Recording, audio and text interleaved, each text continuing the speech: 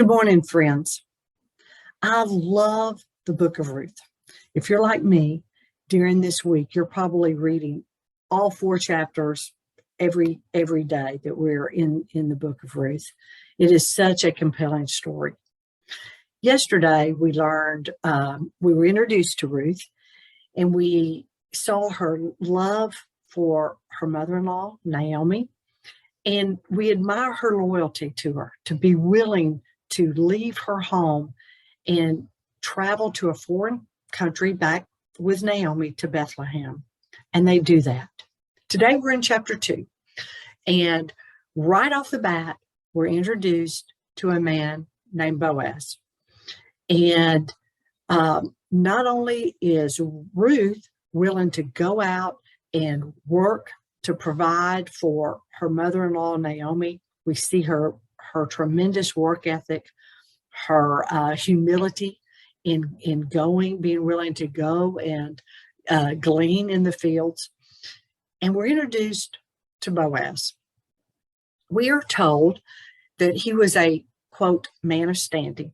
And another translation says he was a man of great wealth. And what that really means is he possessed the finest of qualities. He was well thought of. He had good character. He did the right things. In our vernacular, we might say he's a good man. He's a fine man. And Boaz was. We also learn that he was from the lineage of Judah. So he was Jewish, lineage of Judah. And thirdly, we see that Boaz is Naomi and Ruth's kinsman redeemer. So who does Boaz kind of remind us of? Jesus, right? From the lineage of Judah, possesses the finest of qualities. He was perfect in every way. And he is our kinsman redeemer. And just like Jesus does for us, we see that Boaz did for Ruth. Boaz shows grace to Ruth as she gleans in his field, as she works in his fields and gathers the wheat that was dropped in the corners of the field. He protects her. We see as we read through chapter 2. He gives her food and water. He gives her something to eat. In fact, gave her so much that she had some left over. It reminds me of the 5 loaves and 2 fish we see from Jesus. He also Boaz tells Ruth, do not wander into other fields, but stay in my field. Jesus does that to us too. He tells us to abide in him.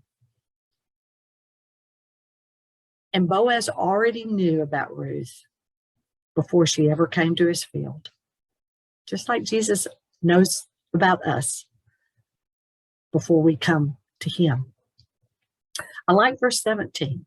It says, Ruth gleaned in the field until evening.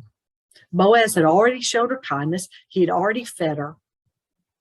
But she continued to work. She continued to work hard.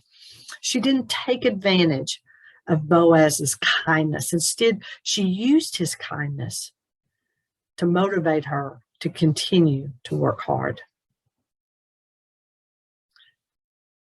And don't we do the same thing when we come face to face with God's grace and kindness? It should motivate us to continue our work in the Lord. Hope you enjoyed the book of Ruth and chapter 2 as much as I do.